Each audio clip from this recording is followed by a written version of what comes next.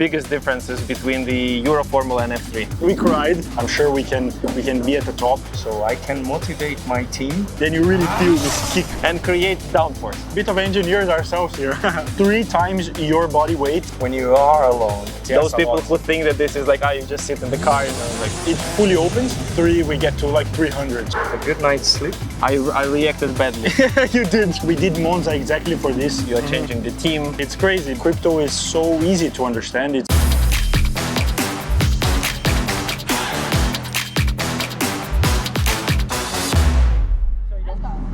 Fefo, congrats on the Formula 3. Thank you. Amazing Thank you. achievement. What were the first emotions when you figured out there is a chance? I think in the family history, maybe people assume this already, but we cried. I mean, it was lovely. Obviously, it's a dream come true. So we cried and we really celebrated. As you already had the first drives, the first tries and so on, the sprint, by the way, was amazing in the Formula 3. What would you say are the biggest differences between the Euro Formula and F3? I think it's very different in terms of speed. The car is much quicker, so everything is quicker. So a lot more adrenaline, and you have to be more focused, to not get distracted by the speed. And now we have a lot of practice now before next year. So I think this will come in very handy because I need to get the experience and drive the car properly, because now next year we compete. What is the difference like on the maximum speed between the two? I think the Euro Formula we would get to 255 maybe, and the F3 we get to like 300. So it's I mean from 250 to 300 is quite a big jump. Honestly. Quite a difference. And on the acceleration, what's the percentage you would say more quicker? We do like the initial acceleration. You can instantly feel like the kick is greater as well. And in the F3 we have DRS, which is also something that you really feel personally, because it's like the air is pushing, and then once it's released, sort of, then you really feel this kick coming in. So it's amazing. The car is amazing to drive. Explain to people what is DRS. Okay, so the DRS is on the rear wing, which is that big thing on the back of the car. Please be my rear wing for me. I'm the DRS.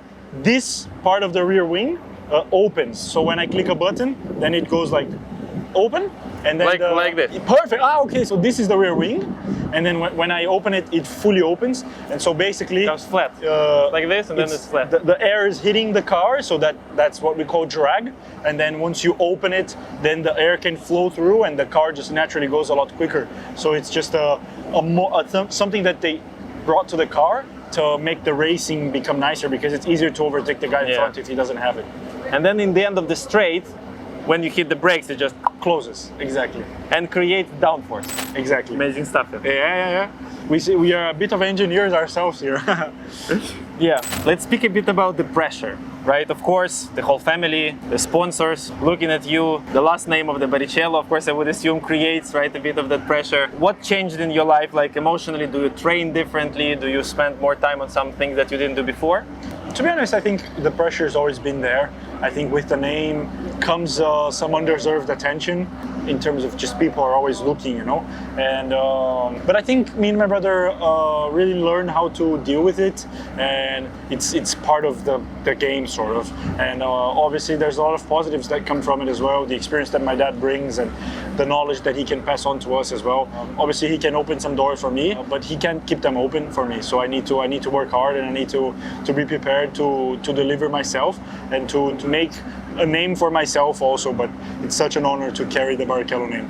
On the physical training, anything? How demanding is really the autosports career? Yeah, I mean the racing in general, not just the F3 car, is super physical. We deal with G-force. The G-force is basically the force of gravity against your body, and so basically the F3 car will generate up to 3 Gs. This is 3 times your body weight against yourself. So this, I weigh 75. If you do 75 times 3, is a lot of weight. I will leave this to the people, but it's huge. So this is something we really need to prepare: the neck, the abs, the legs, the glutes, the arms. So it's a lot of physical training. I think what is unexpected for many of the people who never experienced, I think having G's ups and down okay, it's probably something we can figure out a bit. But G's sideways, it's something we don't usually experience in the real life, right? That much. That's the big boys, I say. It's the neck is extreme force and what you're put through with your body, and really like your body needs to get used to that type of force pushing you around, because I can probably say the human body is not made for it to be pushed around that much, you know. So we even do some things to prepare your intestines just because they move around so much, you know? Like internal organs. Exactly. It's crazy, but it's a lot of what we do to prepare to get in the car. I think sometimes people don't expect how physical it is, because obviously maybe you hear an F1 radio and it sounds like the guy is like, oh, okay, yeah, let's pit this lap, and he's all chill. But this is a lot of preparation that goes into it. No. So the motor racing drivers are athletes as well. Yes. Those people who think that this is like, you just sit in the car, you know, like it's demanding. It's super demanding. I think a normal person who hasn't prepared for it, honestly, at the speed that we do the corners, cannot do 2 corners, I would say, because it's super physical. I think our guests will figure out what it really means. I hope to show them what the real speed means. So entering Formula 3 is not only for you changing the class. You're changing the mechanics, you are changing the team, you are changing the management and the teammates. In the Formula 3, what's the ratio percentage, right? Because the cars are a bit similar. What is the dependency between what you can deliver, what the team has to deliver, and so on? I think in F3 the cars are still the same, so different to F1 where the cars are different, the cars are the same. But we can change a lot on the car, a lot in the setup and engine and everything. And so obviously there's some teams in F3 which are more experienced and they have been winning the last championships and they're maybe at a higher level. But AIX Racing has been growing so much, and this is their 2nd or 3rd year in the category, and they had 2 poles this year, so they've shown they can be up there.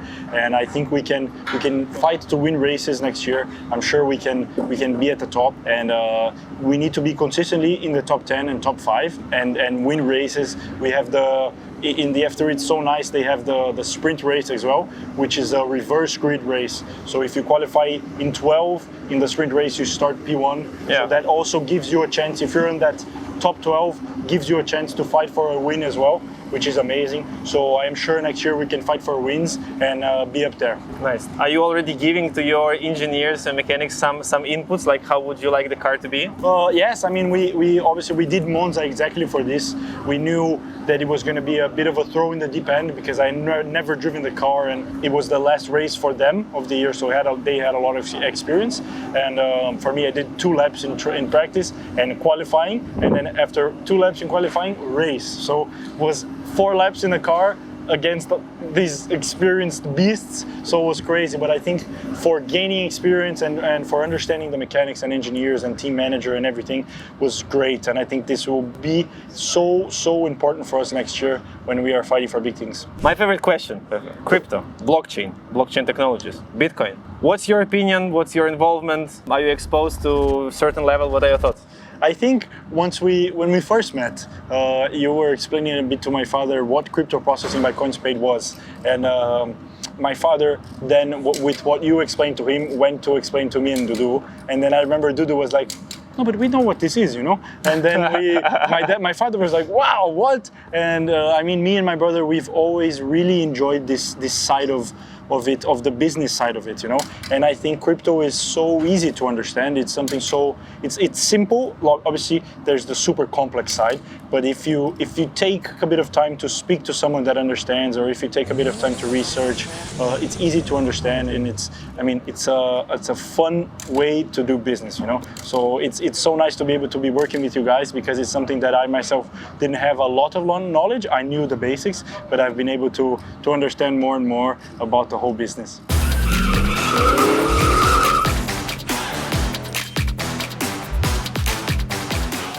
Fefo, what's your motivation in racing? What's your ultimate goal? I think the dream of my life is to get to F1. This is something that gets me out of bed, and it's something that motivates me to work hard, but also I think everything that we work together in the institute as well, in the Barrichello Institute, to help people, and I think this is a lot of what I want my life to be, and I think this also runs side by side with what the dream of F1 is. So I think these two things are my biggest motivation. What discipline means for you and how you see it really influencing the results if you underdo or overdo? I think for me, in the beginning, you question yourself. If you had a good result, you're super confident, and if you're having bad results, you're not very confident. And so I think I've understood that a lot of my confidence comes from preparation and doing everything that I can in my power to prepare myself to be in the track. This would be physically and mentally. I think physically you need to be in a good position to be able to perform in the car. If you're getting tired in the car, then your performance starts to drop. And I think mentally you need to be prepared to face adversity and to perform well, but to have also some obstacles. So I think for me, preparing myself back at home and ticking all the boxes is what really gives me confidence to drive the car. Rubens, anything you want to add? Well, I think that's the principle that I've always tried to teach the boys, because there's no way that we can ask not to have those problems, obstacles. You gotta have them to go through and become better. So a lot of work and a good night's sleep makes you think about it and how you attack the problem. But when I started to enjoy that my kids were having problems and were solving them, that's when I became even happier, because the problems, they only happen because we think that we race against others, but life is about racing against us. It's always the race against yourself, right? And preparing just to be better than you were yesterday. Exactly. Yeah. Fefo, what's your daily routine and how important it is really for the racing driver? I think for me, I like to follow a plan. And nowadays, a lot of it comes to the physical preparation. So I do a lot of running, a lot of cycling, a lot of neck training, abs training, specific training for the car. I think I'm always trying to study also what the car needs from myself. So the graphics and the onboards and the videos and the past races. For example, now when I went to Monza to race, I watched the past 3 years of races that they had F3 in Monza and the last qualifyings, and I think this really helps when you're there just to be as prepared as possible, But I think, like I said, if you're not physically prepared, you will not perform at the highest level when you're in the car. And so I think this really moves me to prepare myself very well when I'm back at home. How do you not overtrain before the race? Is there a golden rule that, you don't overtrain 3-4 days or? I think on the race week, we try to take it a lot easier. Obviously, it's sort of a build up to the race weekend, and then you sort of take it a bit easier so you're not sore or tired or fatigued on the race weekend. But also, now with F3 and F2 and F1, you have a lot of back-to-backs as well. So you need to be able to manage how tired you're getting, because you go straight from Monaco to Barcelona in the same week. Yeah. You have to go from one place to another and travel and prepare and sim and everything. So you need a little bit of melatonin to get you to sleep. With the big jet lags going from Australia to Bahrain to Monaco, this gets your head a bit crazy. And I think you need to be prepared in every way possible because it really takes everything of yourself to perform. Yeah, and we're going back to the discipline, right? Yeah. I think, not to be boring, but I think a lot of what I believe in motorsport comes back to the discipline. Yeah. And I think you really need, I liked, if I don't feel that I deserve it, then it's hard for me to achieve it, Yeah. So I need to back at home be working my hardest to be like, no, I deserve this result. I deserve this. And then when I get in, when I go to the race weekend, I feel like I've done everything. So I think maybe it gets a bit boring, but for me, it's really a lot about the discipline. It doesn't leave a lot of space to have a parties all night long. For sure not. I think this comes a lot into the side of sacrifice. I think I'm not going to say a lot because I think you might have the question a little bit about this, so I don't want to skip it. But I think a lot of the sacrifices that come with the choice of being a racing driver are quite a lot of sacrifice. What's the toughest thing in the life of the professional racing driver? I think this will different drivers, because obviously myself coming from Brazil, which is super far from where we race, because we need to come to Europe because this is the elite of motorsport. I think leaving my house so soon, I left my house at 16 to come to Europe to race, and I think this is super tough, because leaving your parents back and leaving your friends back and everyone, leaving all of that life and, like you said, all of that social life to come here and live alone when you're young and really have to take care of yourself. So I think this was a little bit tough for me in the beginning, but it's something you get used to, and I think this also pushed me to mature a lot quicker. Yeah. But I would say that the sacrifices of sacrificing your social life and sacrificing being along your family and all of this, I think this is the biggest sacrifice of a racing driver. Do you get at least some benefits from that in the social life when you are in the party and you say, you know, I'm a professional racing driver? Everyone like, say what? To be honest, I unfortunately, to be boring, I'm not a big party guy. I'm much more of a day guy. I like to wake up early. I like to get a workout in early as possible, and I like to play video games as well. So I'm not a big. If you invite me to play some video games or to go to a party, I would probably go with the video game. So not to be boring, but that's sort of my vibe. Rubens, any take? What's the toughest thing in the professional racing driver? I think the toughest thing, together to what Fernando said, is being alone.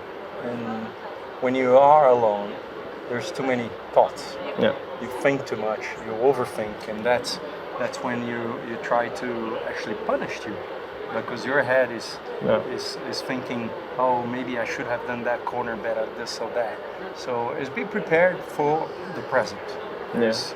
Work with things that you've done wrong in the past to be better on the present, because future is nothing. It's really nothing. So to be by yourself and think too much, that's for me is one of the toughest things. So like again, you are your best rival and the scariest enemy. Absolutely. You race against yourself the whole time, and if you think the whole sport is like that, you could be with another several companions on racing the 400 meter, but it's you against your best time.